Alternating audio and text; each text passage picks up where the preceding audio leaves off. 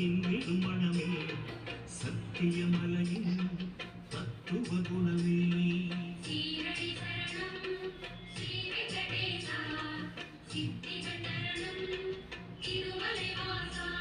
உன் கோயில் வந்தோமே பொன் வாசல் நின்றோமே பொன் வாசல் நின்றோமே எதிரில் வருவாய் பெருமாள் சேஷாச்சலகோ சேஷகிரீசா சேவடி அழகா வேணுவிலோலா விஜய கோபாலா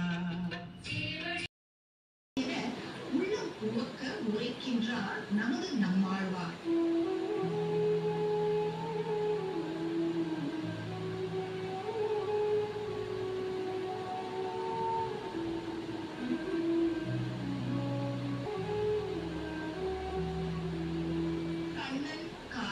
மன்னனை பற்றி காலமெல்லாம் புகழ்ந்தாலும் அவரது பெருமைகள் கடலளவு விரிந்தே செல்லும். எல்லையில்லா புகழுடைய எம்பெருமான் இல்லமான வைகுண்டப்பதியை பற்றியும் அந்த ஸ்ரீ வைகுண்டத்திற்கு நம்மை அழைத்துச் செல்ல வழிவகுக்கும் ஸ்ரீ வைகுண்ட ஏகாதசி பெருவிழாவை பற்றியும் காணலாம். வாருங்கள்.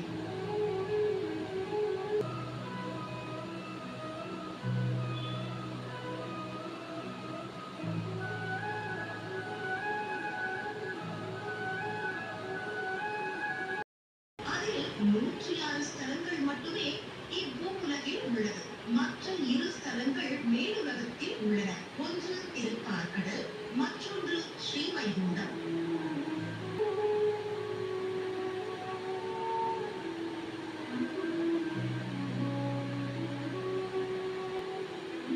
திருப்பரப்பிக்கப்படும் வைகுண்டம் வைணவ அடியார்களின் கடைநிலையாகிய வீடு பேரு. தாங்காத தேவர்கள் பகவான் மகா வேதங்களும் தேவர்களும் ஏத்த 4 வேதங்களும் தேட நின்ற தாழ் எம்பிரான் பார்த்தன் மாமணி தேர்விடும் பாகன் ஆனது எப்பான்மையே என்று பார்த்த சாரதியாக எம்பெருமான் காட்சி தரக்கூடிய அற்புதமான திருக்கோலத்தை நாம் காணக்கூடிய மிகப்பெரிய பேச்சினை நாம் பெற்றிருக்கிறோம்.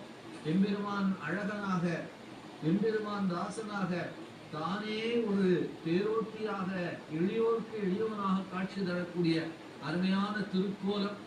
எம்பெருமான் உலகத்தை எல்லாம் படைத்து காத்து அழித்து மறைத்து அருளி செய்யக்கூடிய பஞ்ச கிருத்தியங்களை செய்து கொண்டிருந்தாலும் கூட ஒரு அர்ஜுனனுக்கு ஏவலாளாக வந்து பார்த்த சாரதியாக எம்பெருமான் எளியோருக்கு எளியோனாக இந்த உலகத்திலே எப்படி பணிவோடு இருக்க வேண்டும் என்று நமக்கு முழுதுமாய் ஓங்கும் முச்சுடராகி மூலமாய் ஞாலமாய் விண்ணாய் எழுதலாம் அரைக்கும் எட்டுணா வடிவத்து எம்பிரான் உம்பர் நாயகனே என்று போற்றி பரவுகின்றோம்.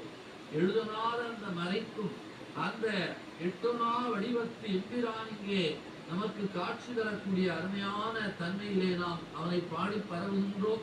அங்கையிலே நேமி சங்கு வாழ் தண்டோடு அடல் சராசனம் தரித்து அருளுவோன் சங்கையில் மறைகள் ஆயிரங்களும் சாற்றுதற்கு அரிய தத்துவத்தோன் கங்கையின் அரலும் காளியன் முடியும் காளிந்தின்